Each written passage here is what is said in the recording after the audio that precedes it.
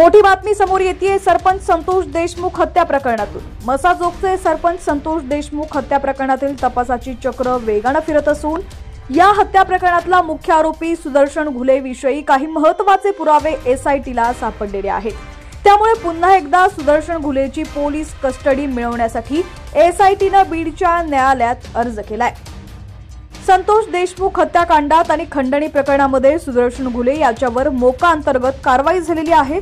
त्यानंतर सुदर्शन घुलेला 14 दिवसांची न्यायालयीन कोठडी मिळाली होती।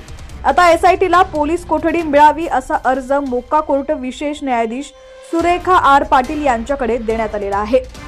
बातमी सविस्तर पाहूया त्याआधी तुम्ही HPN मराठी न्यूज चॅनल पहिल्यांदाच पाहत असाल आणि अजूनही चॅनलला सबस्क्राइब केलं नसेल तर नक्की सबस्क्राइब करा, जेणेकरून आमचे अपडेट्स लवकरात लवकर तुमच्यापर्यंत पोहोचतील।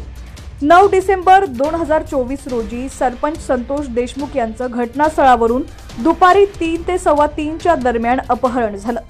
यावेळी वाल्मिक कराडशी सह आरोपी सुदर्शन घुले आणि विष्णू चाटे या दोघांचे दूरध्वनीवरून संभाषण झालं। त्यानंतर मसाजोगचे मांजरसुंबावरील डोनगाव फाटा टोल नाक्याजवळ संतोष देशमुख यांचा खून झाल्याचं आढळून आलं।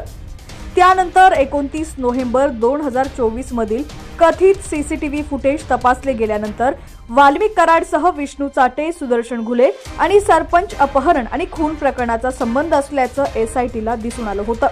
आता सुदर्शन घुलेबाबत एसआयटीला नवे पुरावे सापडले असून बीड न्यायालयाकडे एसआयटीने सुदर्शन घुलेची पोलीस कस्टडी मिळवण्यासाठी अर्ज केलाय। संतोष देशमुख यांच्या हत्याकांडातील मुख्य आरोपी सुदर्शन घुलेची पोलीस कस्टडी मिळवण्यासाठी एसआयटीकडून बीड न्यायालयामध्ये अर्ज दाखल करण्यात आलाय। आरोपी सुदर्शन घुले संदर्भातील काही पुरावे सापडल्यामुळे एसआयटीला सुदर्शन घुलेची पोलीस कस्टडी हवी आहे। या संदर्भातला अर्ज मोक्का कोर्ट विशेष न्यायाधीश सुरेखा आर पाटील यांच्याकडे देण्यात आलाय।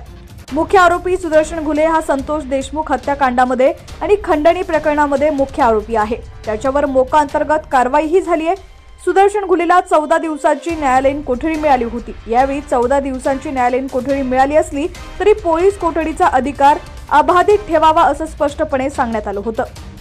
गरज पडल्यास आरोपी सुदर्शन घुलेसह इतर आरोपींना पोलीस कोठडी मागण्याचा अधिकार अबाधित ठेवावा असंही यात म्हटलं होतं। दरम्यान सरपंच संतोष देशमुख हत्याकांड आणि मोक्का अधिकारी अप्पर पोलीस अधीक्षक किरण पाटील बीड जिल्हा न्यायालयामध्ये हजर आहेत। सरकारी पक्षाकडून वकील बाळासाहेब कोल्हेही हजर राहतील। आरोपीचे वकील तिकडेही बीड जिल्हा न्यायालयात हजर राहणार आहेत।